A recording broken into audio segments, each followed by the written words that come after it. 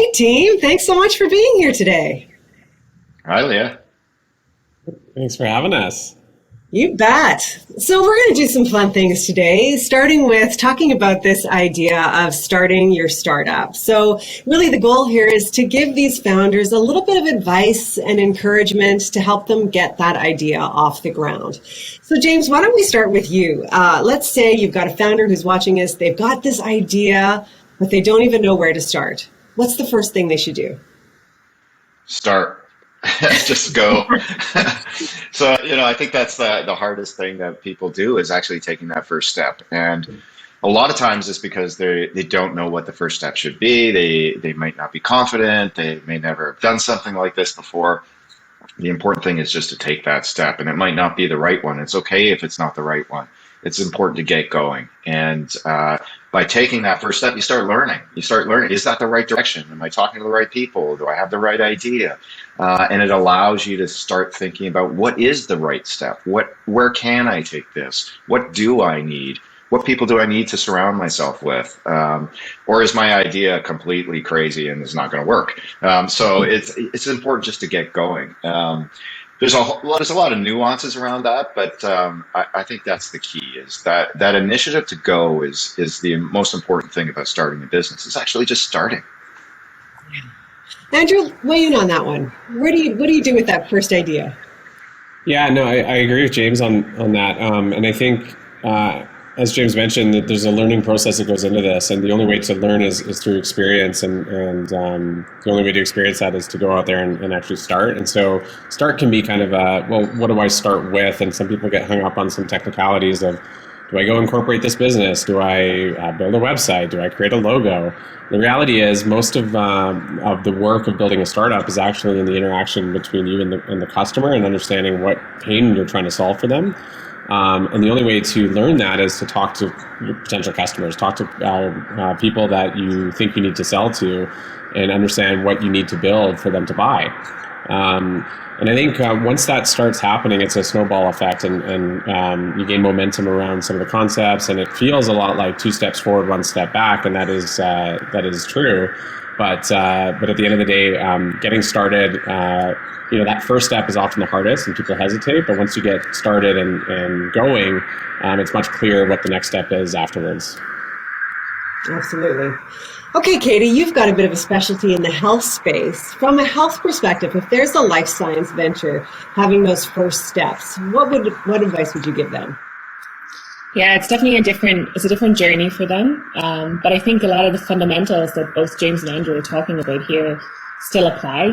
You still want to go out there and discover more about the problem that you're trying to solve. You might think that the problem is one way based on your experience, but I think talking to those end users, whether it's going to be clinical staff, whether it's actually going to be the patients, or whether it's going to be the support of either of these groups, getting their feedback and input right from the start will drastically improve the way you design the steps you take.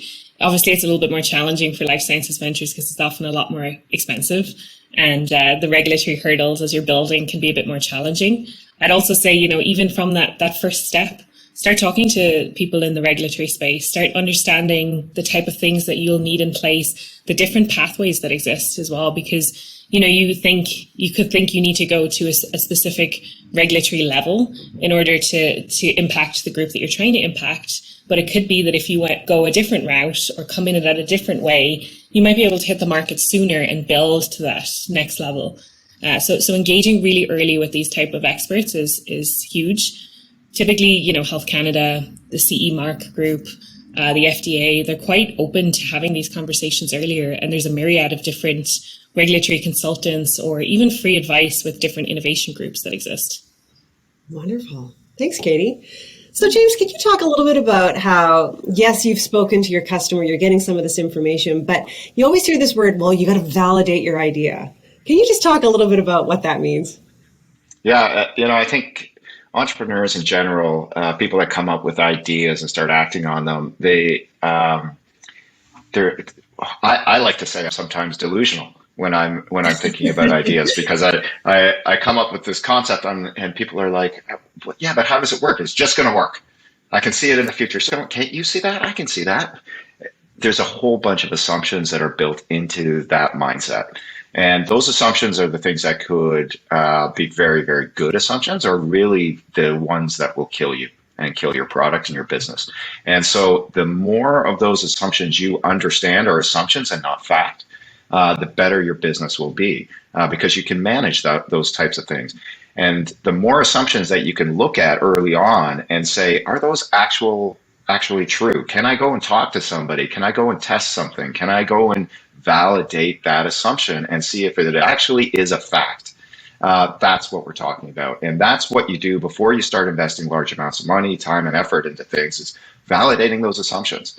Because it's really crappy to go and build a business or a product service, build it all out and spend all the money, time, and effort, get to market, and then realize, oh yeah, everybody really likes your idea, but nobody wants to buy it. Nobody wants to pay anything for it, or nobody really wants to use it in the way that you think it should be used, or that market is so small you didn't validate the broader market. So it's those types of things. We get inside of our heads. This is a very human process, is making these assumptions that we're right, and sometimes we are right, and sometimes those big assumptions pay off for us, but there's a lot of things we can do along the way to take away a lot of risk inside of a business at the early stages by just asking questions of the right people at the right time before we make big investments of time and money. That totally makes sense. So it's this idea of validating this idea and getting rid of some of those assumptions before you start sort of jumping in head first. Yeah, removing the delusion that we have in our minds and turning it into fact, I think, is the key. Turning it into fact. I like that. Andrew, can you talk a little bit about that, though? Like, that could be a little bit overwhelming, maybe, for a founder to all of a sudden start reaching out to those first customers and start testing some of these ideas. I mean, maybe you don't even feel comfortable talking to your customers at first. Is there something you can offer to sort of get over that sort of fear, maybe, of reaching out and testing those ideas in the market? Oh, I think you're muted there, Andrew. Of course. Never fails. Yeah, of course. We'll do this one day. The way that I always think about this and work with founders on this is it's much riskier. So there's this assumption that, like, I need money to do those things that James was talking about. And the reality is you actually don't. And it's much more risky to raise money and invest it into building product or hiring people before you actually go out and validate those. And so the fear is, well, I don't have the resources I need to actually build something that this person's asking for. But the fear, I think, if you want to turn the mindset a little bit, the fear should actually be, I'm going to end up building something that doesn't match the market need. And if you think about it from that perspective, then it's like, well, let's hone in on what this market need actually is and what needs to be built to serve it. And that doesn't take money to do. That takes, effort and time. And the way that I would think about this from like a first-time founder perspective, or even someone just starting a new venture, is to break it down into kind of manageable steps, right? So look forward into the next 3 months and say, how many people that could I talk to that are my potential customers within that period of time, and what kind of experiments can I design to test some of these assumptions? And that is just spreadsheet, pulling up your sleeves, pounding the pavement, calling people, getting in front of people. And those are all skills that are going to be needed and valuable at the next stage of your development as well. And so you're learning as you go. And this is a lot of people have probably heard this term of building a plane as it's falling or flying. And that's really what this is you kind of have this vision of what this could be in the future, but you're going out and you're taking steps to validate and build the business as you go, based on what you're learning along the way. And so I would think about this as, like, if I'm starting an idea, I have this idea and this vision for a product offering that I could put into the world. The first thing I would do is kind of map out the next 3 months and break down your who you think your customers are, maybe into a couple different segments to organize it in your head. Put it on a spreadsheet, and then just start picking up the phone, calling people, getting in front of people, however you can, and having those conversations. And you'll learn along the way. It'll get easier. The first step is always the hardest, and it's uncomfortable. But once you kind of get used to it and you go in with the perspective that I'm here to ask for some advice, or I'm here to learn more about the problems that you have in your business that we think we can solve, you'd be surprised how many people are more than willing to have a conversation like that, and in some cases help fellow entrepreneurs. In other cases, just talk about some of the challenges they're facing that they're looking for solutions for. So that's how I would think about starting. Sounds great. Katie, does this make sense in the health space as well, to take those baby steps? I mean, what does that look like in the science world, in the health world? Yeah, well, it's a bit different. It's still the same kind of steps, and funnily enough, the people in the life sciences or health space are probably more familiar with this experimental approach, right? So they're used to generating this early data, coming up with these early ideas based on kind of generating a hypothesis, developing methodology to test, and coming up with kind of unbiased results that they use to interpret it. When it comes to then taking that idea, typically scientists and different people in this area are used to putting that out for peer-reviewed publication. Adapting that to a commercialization approach can be actually quite challenging, but the mindset's not all that different. If you can just apply that experimental approach to going out and talking to your end users or your potential customers, it's the same type of thing. Your hypothesis is, my idea for this product or service is going to solve this pain point for these users in this way. And you're going to go and validate that and talk to them, take that information and use that for your next iteration or how you build or what the first steps are. So I think it's quite a similar path, really. Not interesting. Thanks for that, Katie. So we've talked a little bit, James, about these first sort of baby steps, but let's talk a little bit too about how consuming this can be. I mean, maybe we need to sort of shed some insight into what your life could actually look like when you sort of embark on this journey. James, do you want to talk about that a little bit? Yeah, well, it can be different for everybody, right? Because people approach things differently. People have different things they put into the balance of their lives. Typically, what I've seen is the people that go after the big opportunities that are global in scale and are aggressive about becoming market leaders or the market, they tend to put everything into this, and it's really a huge sacrifice around the other parts of your life, right? Whether it's your physical health, your eating habits, your sleeping habits, your relationships, both your intimate relationships, your families, your friendships. All of those things can be really damaged by pursuing these types of things. So taking some time to make sure you've got your house in order is important. Making sure that you understand what keeps you healthy, what keeps you engaged, because it's a long haul. This is not a sprint. It's not a 100-meter dash. We're not done in 10 days. We're done in 10 years.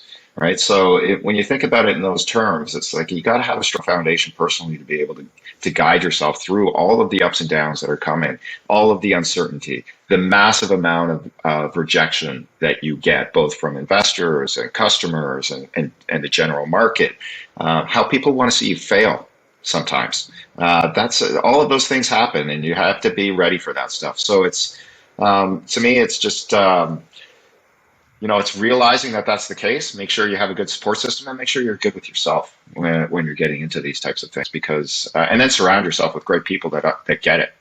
People that have been there and done it before, and you can call them or go out for a coffee or lunch or whatever, and sit down and cry on their shoulder, for lack of a better thing. That it's just sometimes we need that. Sometimes we need the support of others. So I think that's it's a challenging thing, and entrepreneurialism has been so romanticized in the movies and the books, and the culture of capitalism.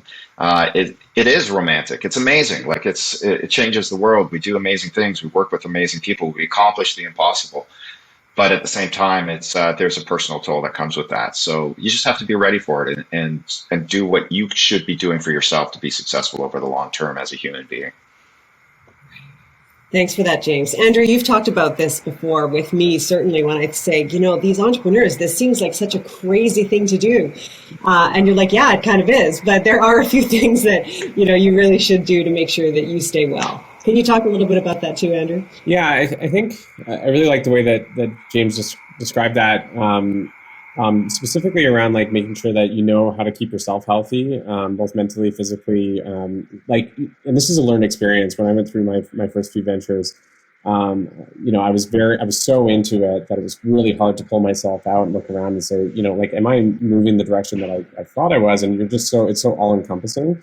But going into my next venture, I was much more self-aware of when I needed to take care of myself and when I'm at my best. And when I was at my best was not when I was working, 12, 16-hour days, 6 days a week. It was when I had time to pull myself out of it, sleep enough, certainly eat well and take care of my body and exercise. And then I wake up every day and I'm ready to go and excited about the challenges ahead. How does it look in the life science space, Katie? Is it a different experience because these people are more used to this mindset, as you were saying, sort of this test and move forward slowly and methodically? Yeah, to some degree they are a little bit more used to it, but I think it's a learning curve that everyone in the health and life sciences sector experiences. I certainly know a lot of people going through graduate school or PhDs that, come across this dilemma of it's really that paradigm between like work smarter, not harder. There's only so much you can work, right? And it becomes down to prioritizing what needs to be done now, what's going to have the biggest value versus what could be done down the road. Things like as well, you have to take breaks. The work is always going to be there in the morning. You need to just take that time to switch off because likely you'll get through it and you'll do better work when you are well rested, right? So listening to your body and listening to yourself and surrounding yourself with good people, like James said, and Andrew as well, not just kind of other founders as well, but even within your own support network, your family and your friends, being vulnerable and having those conversations with them. And it is a scary thing, right? These entrepreneurs and founders, the ideas that they have, they're babies, right? And it's terrifying to put that out there in the world. And there's a lot of vulnerability that comes with that. So just making sure that you take care of yourself as well as you're building these companies. Wonderful. I think it's time to sort of give these founders a little bit of encouragement as they sort of put their baby out there into the world. James, what would you sort of say to these founders that are just taking those first steps? I think that be prepared for rejection. I think that's the thing. We come up with disruptive ideas because other people aren't thinking in those ways, right? And when we bring those ideas into the public realm, it's an affront to the way that things are done today, especially for people that actually work in those areas. So what I often see is this high level of rejection of ideas at the very early stages by experts in the field, right? Domain experts that have done it the same way for a long period of time or haven't changed their perspective. It's not always the case. Sometimes you get people that are like, oh my God, why didn't we think about that before? This is going to be amazing. But most times when you have disruptive ideas, it's a very negative response by the market. And it's not just domain experts, it's sometimes investors or other business people that are looking at what you're doing and saying, no, that's stupid, doesn't make sense. I mean, we got that all the time at Wave at the early stages, especially with our business model.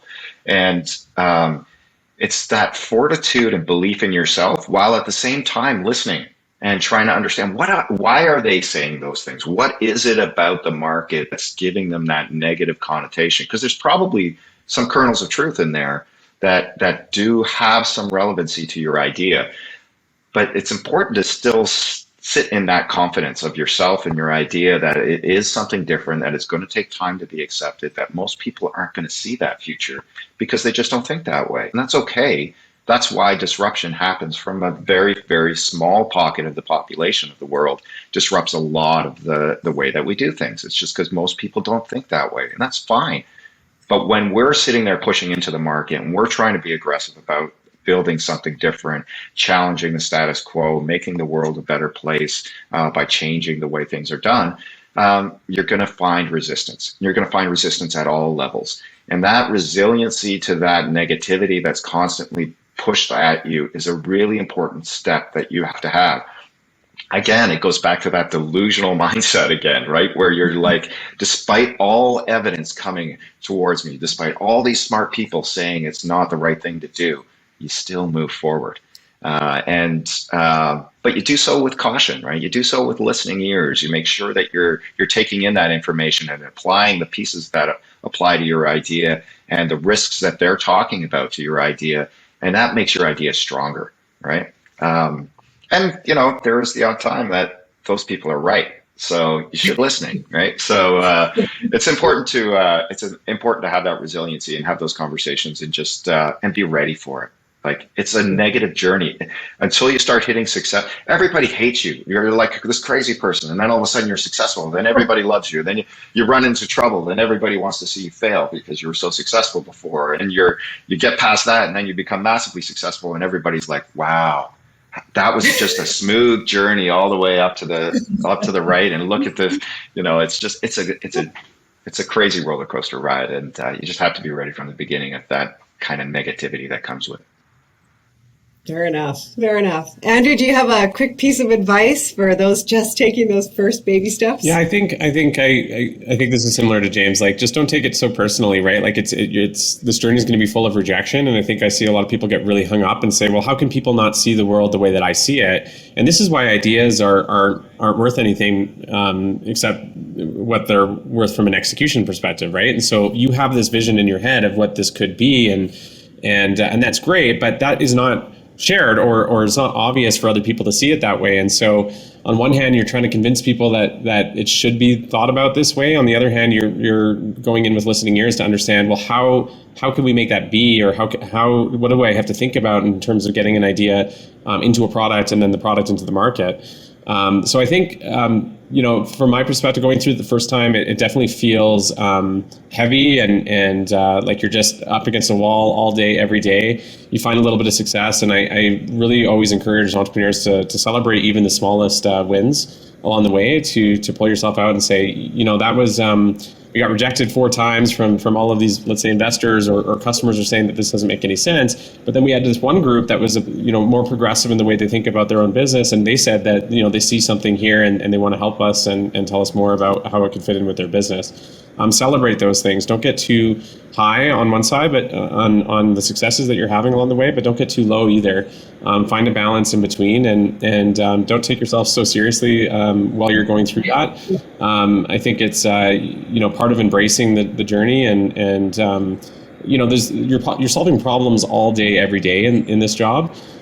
So you have to go in knowing that that's part of it, but at the same time, there's a way to enjoy that process if you can kind of just don't take it personally and pursue through and persevere when you're when you have a couple days of just negative feedback coming back or things that aren't aligning with the way that you once thought. I think there's an aspect of that of just enjoying the ride while you're doing it. I like that, Andrew. Just enjoy the ride a little bit. Yeah, celebrate those small wins. That's terrific. Katie, is it similar in these life science spaces? I would imagine you've got scientists that are working and researching in the lab, but then making that leap to being an entrepreneur can be quite a giant leap. Yeah. Any bits of encouragement? Yeah, for sure. 100% as well. Scientists, I'd say, from anyone are pretty used to failure. They're always striving for that 1% success, and when you get it, it feels so good. So they know that cycle of failure and working for the chance of success. But yeah, I agree with what James and Andrew said. It's really about remembering what that those good times feel like along the journey. And then I think, you always want to be confident in what your idea is, but not close yourself off to feedback and adapting. What you start with, your idea, and what you think the product is going to look like in the end are often very, very different things along the journey. So it often changes along the way, and being open to that, even in the life sciences where, it might seem like the path is super linear, you'd be surprised how much change can happen, and just opening yourself to that. And I would say a big piece of advice as well is, if you've spent your full career within the academic kind of bubble and working and being really successful in there, and you have this good idea, it's always good to chat to people on the other end, right? Who've spent their life in commercializing business and getting their perspective and just seeing, what you might think seems like a million miles away. There's actually a ton of overlap. There's a ton of similarities, and you'll surprise yourself. But being open and engaging other people in different areas, as we say in Thin Air, it takes a group of unlike minds. It sure does. Katie, thank you for this. And thank you really to all of you. I think we've gotten some wonderful little tidbits here for our founders, bits of advice, bits of encouragement. Because as we say often, it's really hard, but it's really worth doing. So thank you so much, all of you, for this. This was great.